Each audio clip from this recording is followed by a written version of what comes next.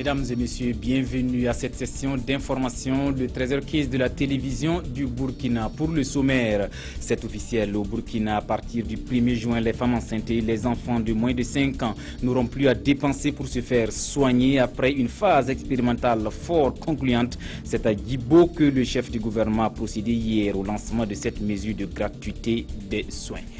Et puis, ce jour 3 mai, l'on commémore la journée internationale de la liberté de la presse. Le Burkina est 42e au niveau mondial, 5e au plan africain, premier dans l'espace francophone africain selon Reporters sans frontières.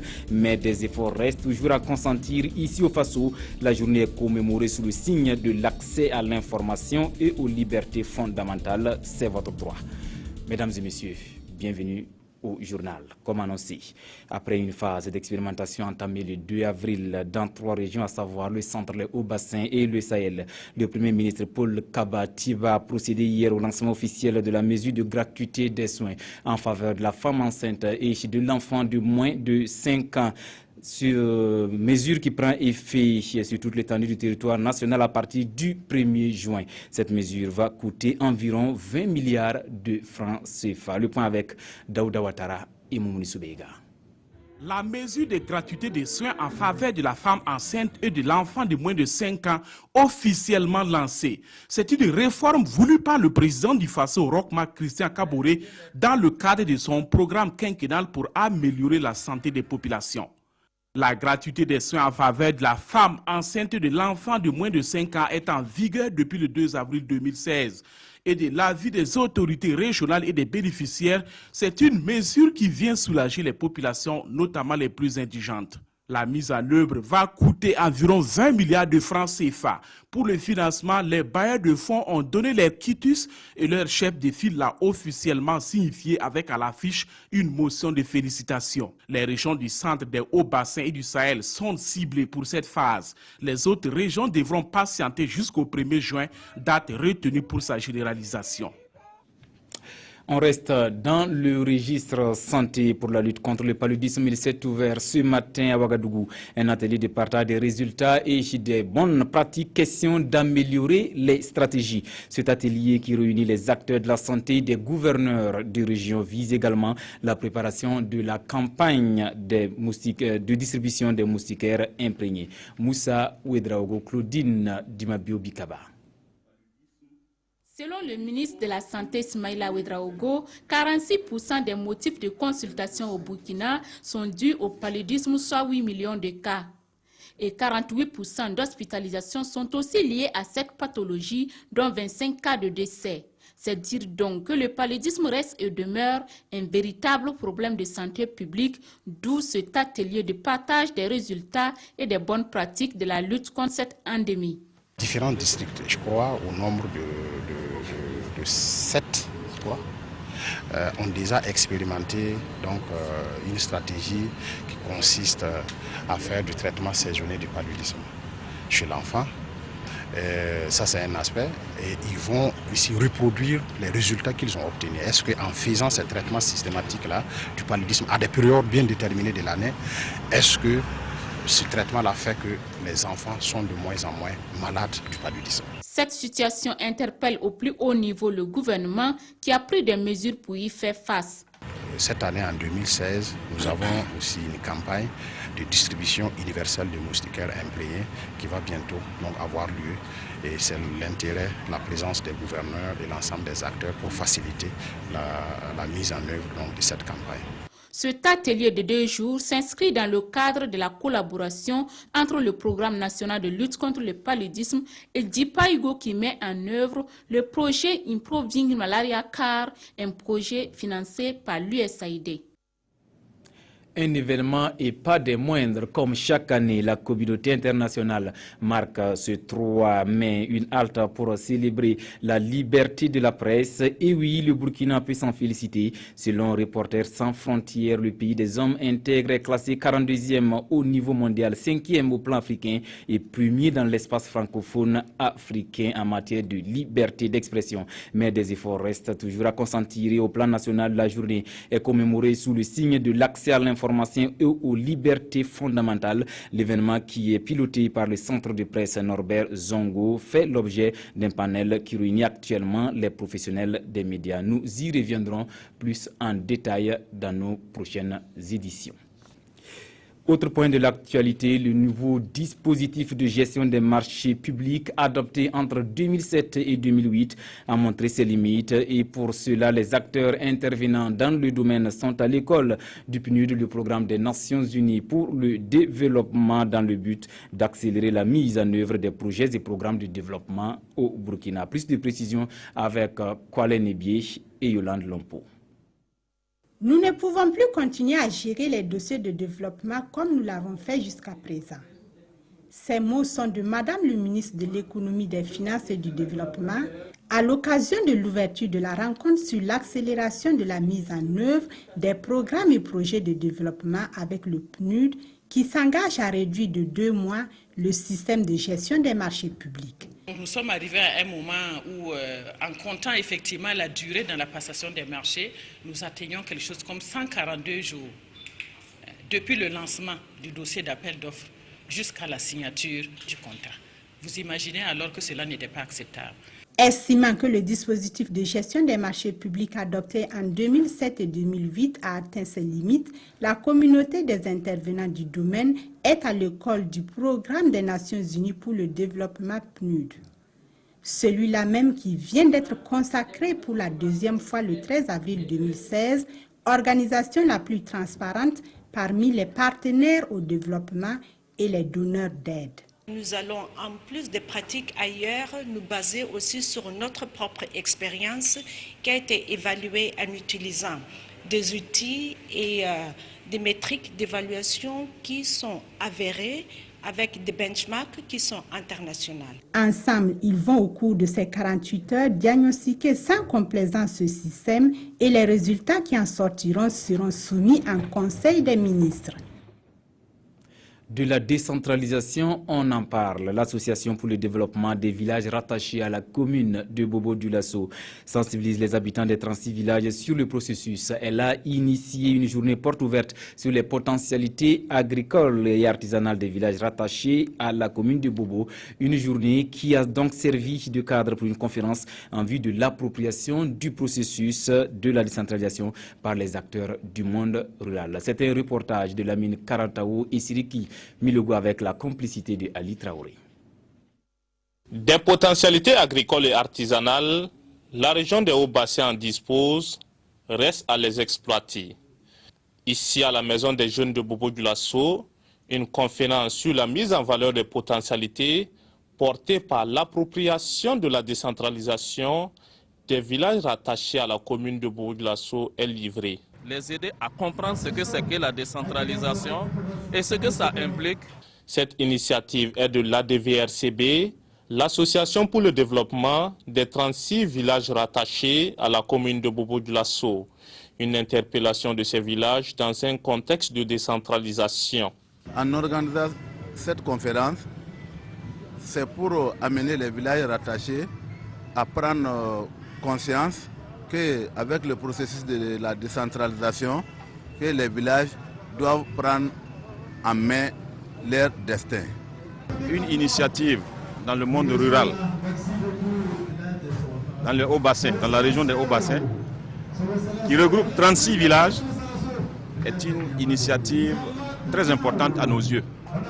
C'est pour ça que nous avons accepté de coparrainer l'activité. C'est le 17 décembre 2015 que l'Association pour le développement des villages rattachés à la commune de Bobo-Dioulasso a été créée. En plus de cette conférence publique, un match de football opposera le village de Borodougou à celui de Côté-Dougou. Suite de ce journal dans la boucle du monde, la mise en valeur et la promotion du pain local se poursuit. Cette fois-ci, c'est au tour de l'association Mondo qu'on l'aide Thomas dans le Nayala de mettre en exergue son savoir-faire artisanal à travers les 72 heures du pain traditionnel en pays sans. C'est un reportage de Yves Rwamba et Karim Ouedraogo. Magnifier le pain local et contribuer au développement de la province du Nayala, c'est l'objectif poursuivi par les promoteurs des 72 heures de la valorisation du pain traditionnel sain. Durant ces 3 jours, ce paille local ainsi que d'autres objets d'art de la localité seront exposés. Ensemble, nous ici, les femmes du Nayala, on s'est donné la main pour valoriser. Si ce que tu fais, si tu ne l'apprécies pas, si tu ne le portes pas, si tu ne l'aimes pas, comment veux-tu que l'autre apprécie, l'autre sache la valeur? C'est pour la raison que nous-mêmes qui sommes les premiers producteurs du coton, arrivons à donner la valeur du coton jusqu'à son utilisation. D'abord le filage, le tissage, la teinture, la couture. La valorisation du Faso d'Anfani est plus qu'une réalité au Burkina Faso. Cette initiative de l'association Wondokonle du Nayala est saluée à sa juste valeur. Aujourd'hui, nous sommes dans le Nayala pour essayer d'accompagner ces braves femmes et les artisans pour la promotion du pain tissé Samo. Donc je vais inviter les uns et les autres à consommer burkinabé, à porter le Damfani. Étant donné qu'aujourd'hui nous sommes dans la dynamique de la valorisation du Faso d'Anfani, je pense que le pain Samo a aussi sa place dans cette valorisation. Donc l'initiative de cette exposition est vraiment à saluer. La population est sortie nombreuse pour toucher du doigt les belles œuvres des artisans locaux lors de cette deuxième édition des 72 heures de la valorisation du paille traditionnel sans. La première édition a eu lieu en 2014. Une pensée à ces enfants en difficulté, cadre d'expression et d'épanouissement des tout-petits, des enfants de 2 à 12 ans. Le lancement de la première édition de la fête foraine de Ouagadougou est intervenu la semaine dernière. Une initiative de la structure Weli qui vient en soutien aux enfants en difficulté. Amadou Ilboudo, Monkundabiré. Contribuer au développement harmonieux et au bien-être de l'enfant, c'est l'objectif poursuivi par la structure Weli. À travers cette manifestation dénommée Fête foraine, la structure entend offrir un cadre convivial et de détente aux tout-petits. Alors, au cours de cette fête, nous avons d'abord tous les jeux. On a au moins plus d'une dizaine de jeux qui donnent vraiment des sensations aux enfants. Et on a de la barbe à papa, de la trampoline. Aussi, tous les soirs, nous avons une animation avec le groupe Génération 2000. Situé sur le terrain de la SECNA, cet espace pour enfants est une première dans la capitale burkinabé, selon les organisateurs. Bon, je trouve que c'est une bonne initiative pour la promotrice, en l'occurrence Nadine, qui est une amie. On est venu pour le soutenir par rapport à l'activité qu'il a lancée aujourd'hui, à l'intention des enfants. Voilà. Donc, comme c'est un long week-end, ça permettra aux enfants de pouvoir trouver beaucoup de jeux et puis se divertir. Les enfants seront vraiment heureux. Oui. C'est une bonne idée et je l'encourage à le faire peut-être une fois par trimestre ou même, pourquoi pas, pendant toutes les vacances. Débutée le 28 avril dernier, cette activité se poursuit jusqu'au 2 mai prochain. Les 2 premiers jours ont été consacrés aux enfants en situation difficile. L'espace propose par ailleurs aux adultes des mets et des programmes variés à leur convenance. Dans l'actualité internationale, soupçon de falsification chez Areva, c'est un nouveau coup dur qui pourrait bien ternir un peu plus la réputation d'Areva, expert mondial du nucléaire. Selon le journal français Les Échos, un audit a détecté des anomalies dans le suivi de la production des pièces utilisées pour construire des centrales nucléaires. Suivons. C'est un nouveau coup dur pour le groupe Areva qui pourrait bien ternir un peu plus sa réputation d'expert mondial du nucléaire. Selon le journal français Les Échos, un audit a détecté des anomalies dans le suivi de la production de pièces utilisées pour construire des centrales nucléaires. L'usine mise en cause est celle du Creusot, en Saône-et-Loire, celle-là même où a été fabriquée la cuve de l'EPR de Flamanville, censée ouvrir en 2018. Mardi, le directeur général d'Areva, Philippe Knoche, a déclaré qu'il n'excluait pas l'hypothèse de falsification des données lors du processus de fabrication. Si les soupçons se confirment, ils pourraient concerner plusieurs centrales en France, mais aussi à l'étranger. La lecture des journaux avant de refermer cette édition, l'annulation des mandats d'arrêt internationaux contre Blaise Compaoré, l'ex-président burkinabé, et Guillaume Soro, le président de l'Assemblée nationale ivoirienne, ont été diversement commentés par les quotidiens ce mardi. À la une également, la 19e GNP qui s'est achevée samedi à Tinkodougou. La revue de presse est signée Toboum Evelyne Dabiré. Les parutions de ce jour reviennent sur la 19e édition de la Journée nationale du paysan. Elle s'est tenue du 28 au 30 avril sous le signe de la lutte contre le chômage, écrit Le Pays. Cette 19e édition a été organisée par les paysans, rapporte Notre Temps, avec au programme 2 actes majeurs, la distinction de 70 personnes issues du monde paysan et les échanges directs entre le président du Faso et les paysans, rapporte ce journal. Des échanges au cours desquels les producteurs ont saisi cette perche tendue par le président pour lui décliner les difficultés qu'ils rencontrent au quotidien, informe Citoya, qui précise que ces contraintes sont essentiellement liées à l'enclavement de certaines zones, à la délivrance de titres fonciers ruraux et à l'absence de financement. La Confédération paysanne a alors plaidé pour des actions fortes telles que le financement de l'agriculture et la définition du statut du paysan, écrit l'Express du Faso, car c'est parce que nous n'avons pas de statut que les banques sont frileuses à nous accorder des crédits, explique le président de cette structure dans l'Express du Faso. Autre sujet d'actualité, l'annulation des mandats d'arrêt. Le soir qualifie cette annulation de sabotage de roc.